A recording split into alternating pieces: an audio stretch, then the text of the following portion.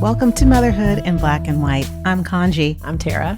And I should have said welcome back to Motherhood. Welcome back. Yes, and I know that you wanted to burst into song, Tara. I do. I cannot not hear the Welcome Back Cotter theme song whenever anybody says welcome back. That ages us. A little bit, but I'm okay with it. A lot. It puts us in a certain generation because there are a whole bunch of parents and mothers who are listening to this podcast who've never heard of the TV show Welcome Back Cotter, which, funny enough, is what got John Travolta started, actor John Travolta. Right. So we have a generation of moms who've heard of Pulp Fiction and see and know John Travolta from that, but don't really realize that he was the man when he was Vinnie Barbarino. That's right. Vinnie Barbarino, the OG. That's right. Had such a crush on him. Well, yeah, obviously most of us did. So telling, actually. Yeah, a little bit. A little bit. So yeah, welcome back, Tara. Welcome back, podcast family, to season 2. For those of you that are just joining us, Tara and I took a short hiatus to practice self-care and to take a break. We did the first season of this podcast complete straight through, and we went through some stuff season 1. Yes, we did. And if you listen to our big birthday extravaganza episode, which we released right before our hiatus, we took everybody through some of our best moments last year, which was super fun to relive. Yeah. So during season 1, which of course we started this podcast during the pandemic, but during season 1, we went through operations and COVID and kids going back to school, homeschooling, transitioning them back to school, you being in school. That's right. You started a new job. Correct. Lots of changes. We did have lots of changes. We did. And lots of changes will be in store for season 2.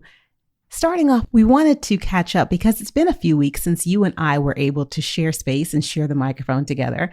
And I wanted to talk a little bit about what you've been doing in the last couple of weeks, how you have replenished your soul and yourself as we talk about self-care and kick off this new season. So share with me and share with our podcast family what your hiatus was like, T.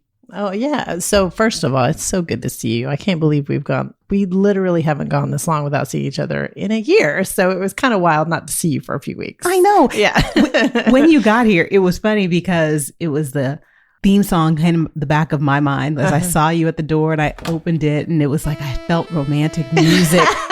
It was playing. Very nice meet cute. It was. It should have been a commercial. Should have, for sure. But absolutely not. Yeah, no. We definitely reined it in because that's who we are. We're like, oh, I love you. And now let's get back to work. Yeah. But there were giggles. A little bit. On the inside. For sure. Definitely.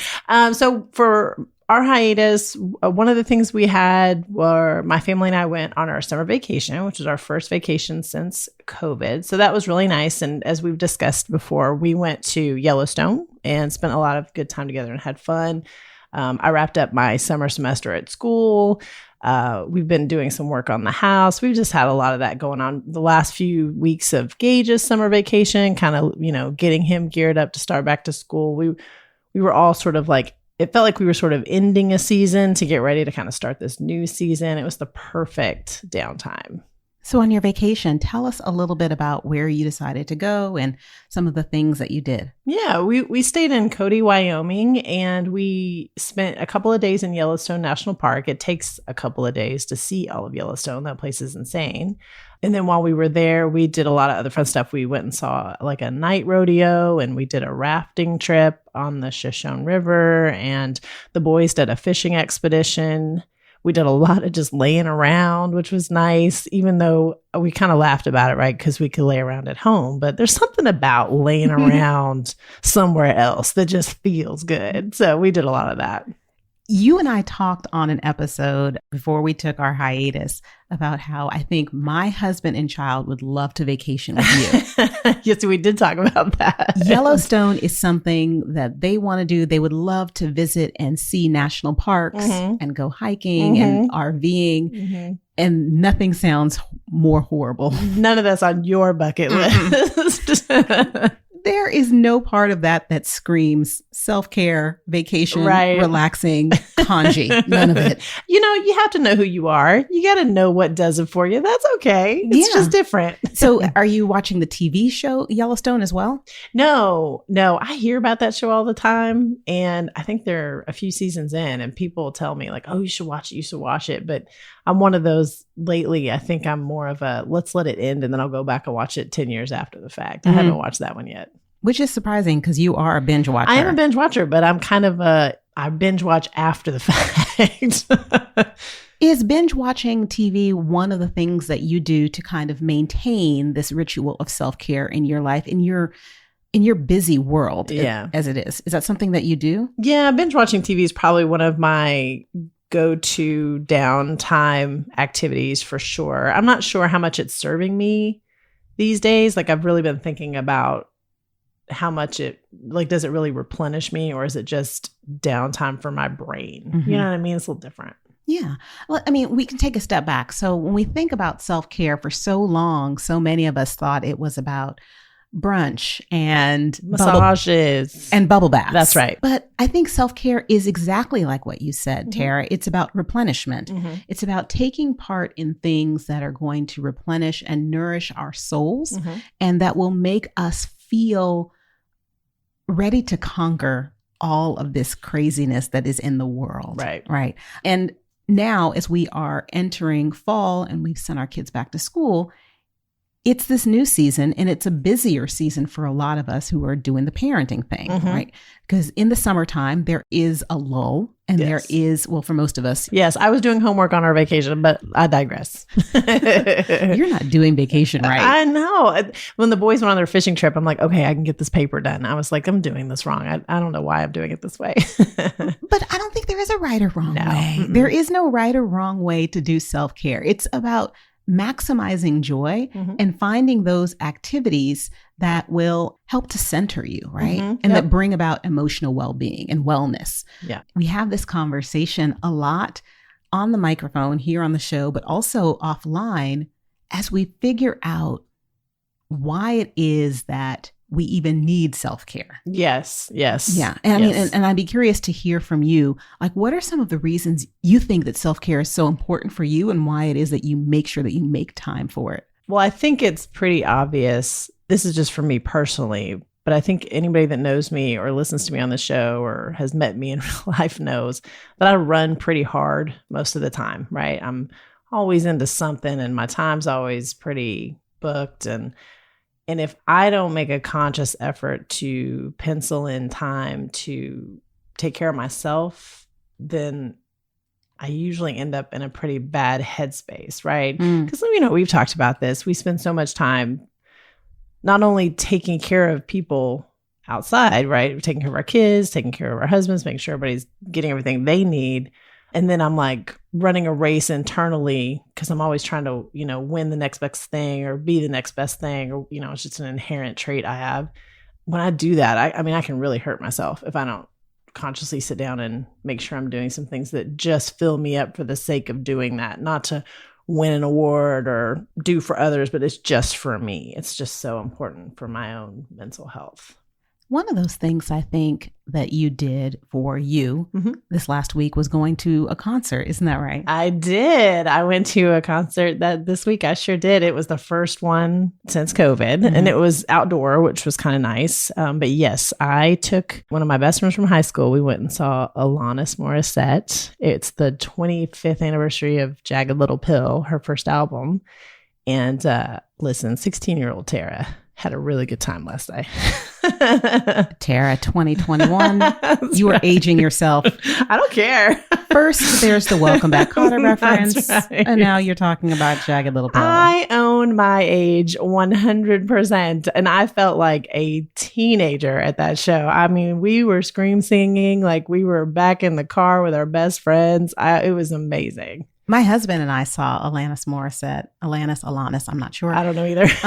We saw her in concert back at Madison Square Garden. You did? Mm-hmm. Amazing. So back when we were dating, the Rolling Stones was the headlining act. And she opened for the Rolling Stones. Really? Yes. She sounds amazing in person. I mean, her voice is incredible. Absolutely. It sounds exactly like it did 25 years ago. But there's a whole generation of parents who probably have never even heard of Alanis Morissette. That can't be true. You don't think so? No. Mm-mm. Podcast family, will you settle this debate for us, please? That would be good to know. But taking that time away from your family, especially at the end of a week where we sent our kids back to school. Right. So our kids had the first week of school.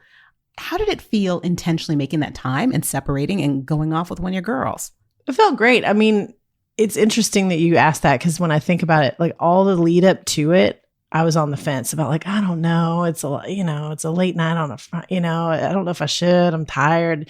I have all this back and forth about actually doing it.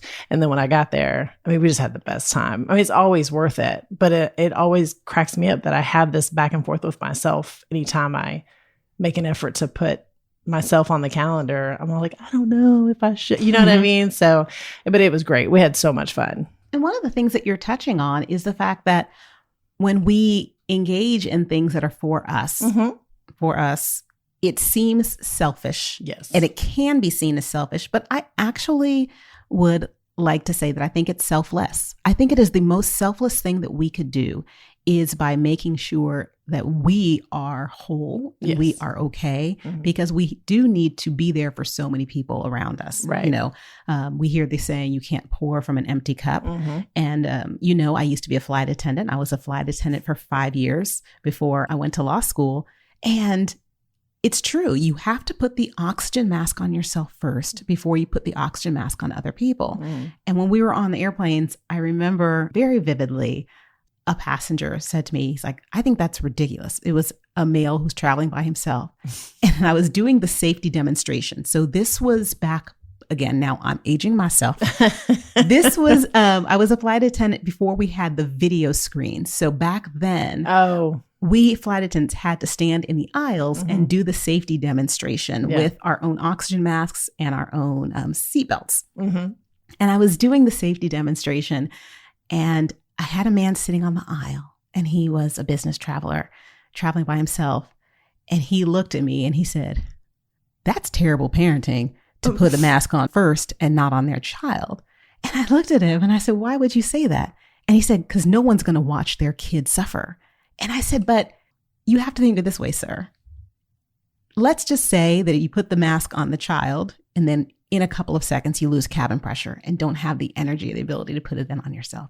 I said, if you don't put it on yourself first, you will not be able to take care of anyone else.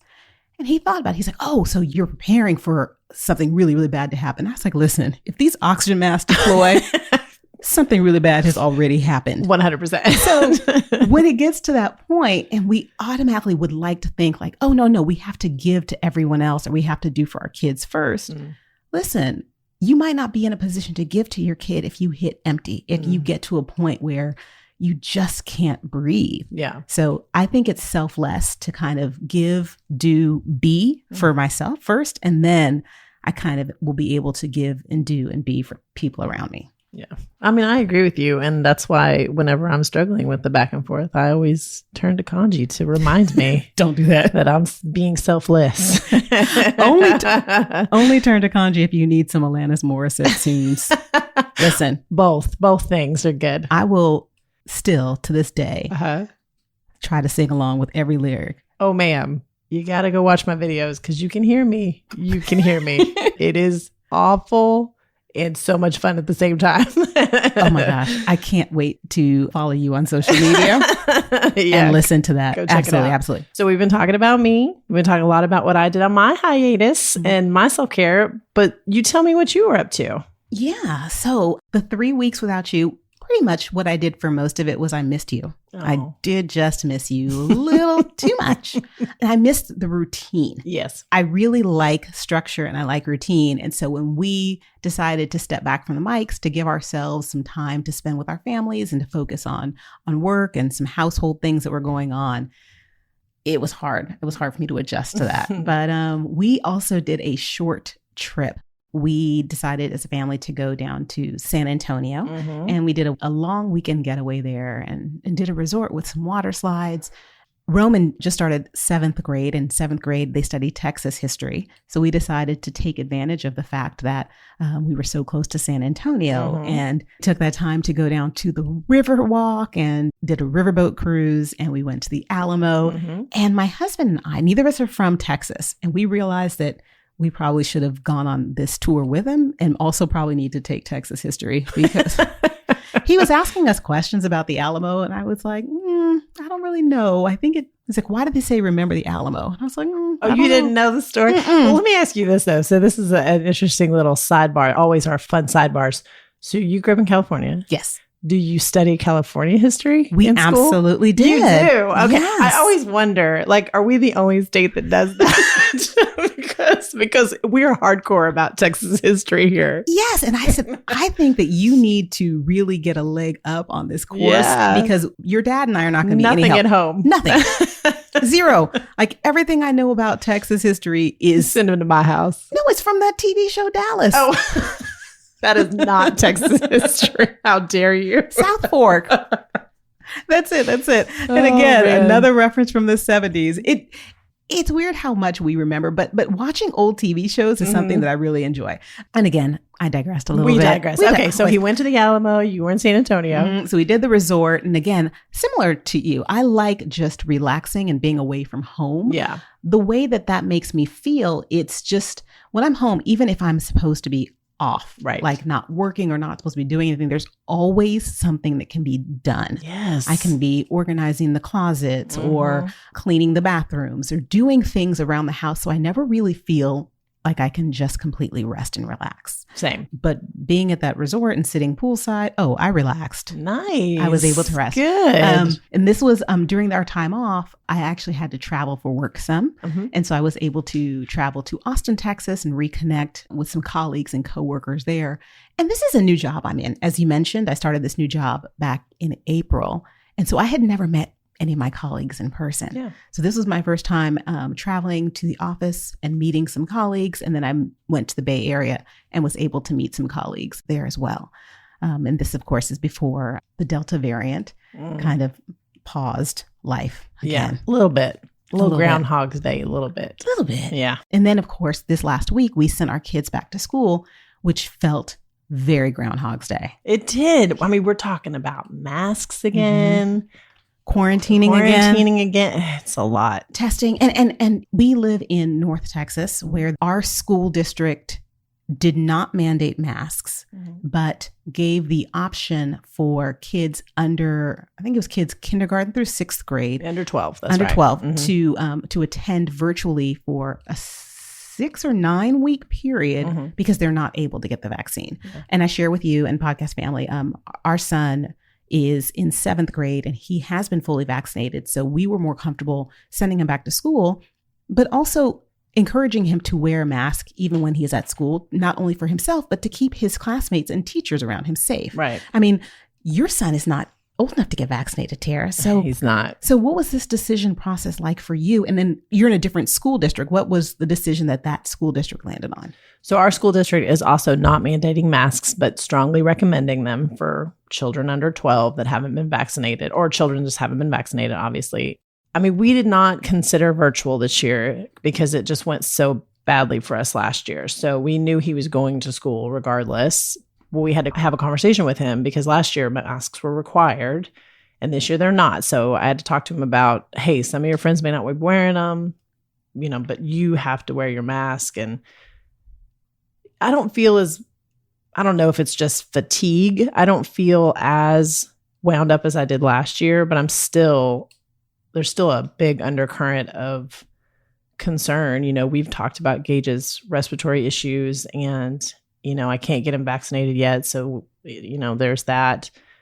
But I don't know. I don't know if it's just, I don't know the word I'm looking for, trauma fatigue or whatever. But I'm kind of like, we're just sending him off with the mask. We're doing everything we can to keep him safe. And we're just going to pray it stays that way. Has he been wearing his mask in school?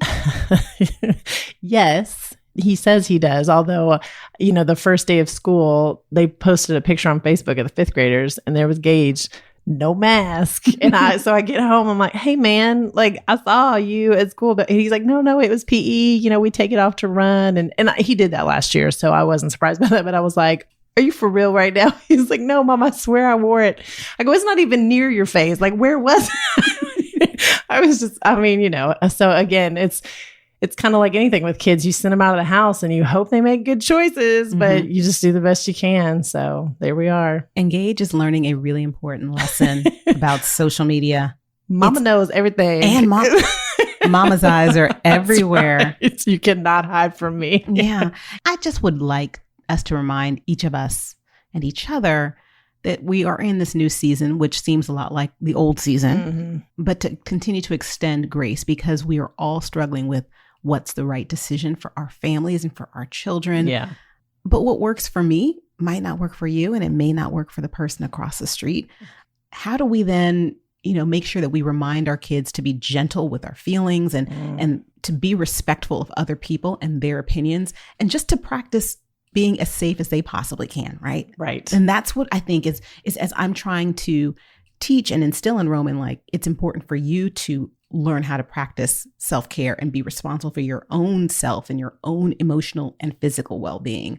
One of the things that you need to do is just to be mindful of everything and everyone around you.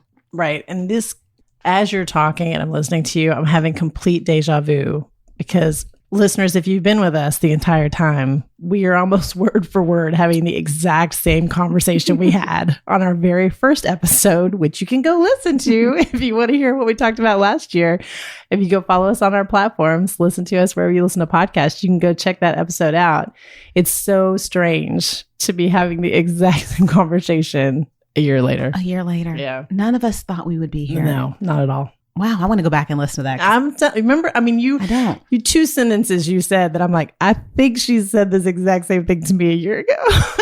Probably. We all know it's the same lesson, no matter what, right? It's the same conversation. All teaching our kids, we're all trying to teach them how to do this thing all the time, whether it's COVID or just making better choices or being conscious of what's going on around them. I mean, this is just a conversation you're going to have in general, but it's very funny that we're having it again about the exact same subject. And I wouldn't be surprised if I'm using the same sentences because we all know that my vocabulary is limited to probably 73 words. That's not true. You have good sentences, and when you get good ones, you keep them. That's the way to do it. That's the way to do it. That's kind of it. So we talked a little bit about, as we get ready to wrap up this episode, we talked a little bit about some of the things that you do to practice self-care. And again, I mentioned for me, it's kind of disengaging, spending time with myself and doing the things that I enjoy that don't really get done when I'm in my normal sphere, right? Environment. Right. Kind of change environment. Yeah, exactly. So what are some things that you would encourage your kid to do, and also some things and activities you might encourage other mothers or parents to do on their journey? Oh, that's interesting. For Gage, I'm very conscious this year, just as he's getting older, and this is our last year before middle school. I really sat down as school was starting and got very intentional about making a list of like the activities we're going to focus on for the first half of the year. Because in the past, I've been really bad about just overloading us, like wanting him to be able to do all the things all the time. And it ends up stressing both of us out, right? So this semester, I sat down before school started and I picked a couple of activities. I asked him, like, what would you want to focus on? And I just got him signed up for like 2 things. And then I made sure he has lots of like quiet evenings and lots of good downtime on the weekends. So I'm trying to do for him what I need to do a better job of for myself, right? Not overextending. And then the other thing Gage and I both talked about coming out of our vacation is that we really enjoyed being outside. You know what I mean? Like, we just talked about, first of all, we live in a city and Dallas doesn't have a whole lot of natural landmarks to see. There's no mountains and stuff here, but there's lakes and there's good hiking trails. So he and I both talked about how we'd like to spend more time outside. Yeah. We think that it really did a lot for our mental health, and we're going to try to, like, maybe once a month plan a hike or maybe a trip to the lake to just get away and change our environment. That's good. Yeah. I think I felt you. I felt it so deeply when you were talking about overscheduling, because sometimes I feel as though as parents we're Goldilocks and we either schedule too many things on our kids' calendar or not enough. So either they're overwhelmed for a season or they're completely underwhelmed and sitting on the couch or in front of their devices for too many hours, right? Yeah. It's like, well, how are you going to find the balance in their schedule, make it just right? For me and our situation, one of the things I realized as I look back is I have encouraged Roman to continue to do the things that he's really good at. And as I've seen him do certain things, if he's not good at it, I haven't encouraged it as much. And I think that that's something also that I do. I'm so used to engaging in activities because I want to be successful at them. Yes. Rather than just engaging in activities that I enjoy. So for me, I am a horrible artist. I cannot draw for anything. You, Tara, so you're sitting in a room and I want you to take a look over my shoulder. See that horrible picture of a cow? It's a great picture of a cow.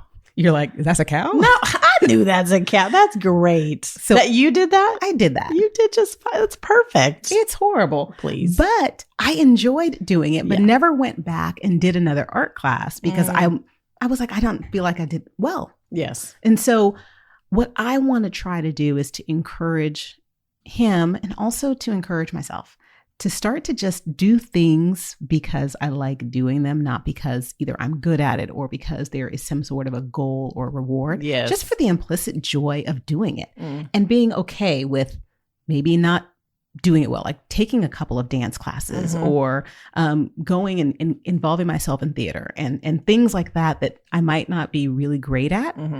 But who knows, if it sparks joy in my life, then there it is. Yeah. I call that for fun and for free. I'm a big believer in doing things for fun and for free. I never heard that before. Yeah.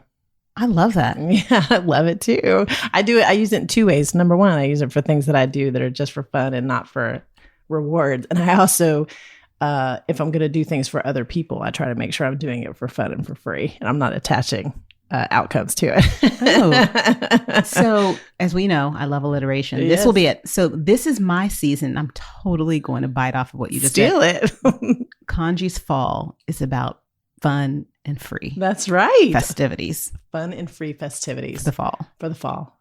We're going to have to write that We're down. going to make it down? Yes, we're going to do that. Okay, that works. That sounds good. But we also have so many fun and free episodes, doesn't rhyme, coming up on the podcast. So as we have launched season 2, wanted to say thank you again for rocking and rolling with us, podcast family. This is all possible because of you. And we hope that each and every week that you find something, some snippet, some nugget from something that either Tara or I or one of our guest moms are saying that resonates with you. But we have some really, really good, relevant, informative, and important topics coming up, like how we can parent through loss. That's going to be a really deep one, but also necessary to hear. And what's some other things that we're going to be talking about, T?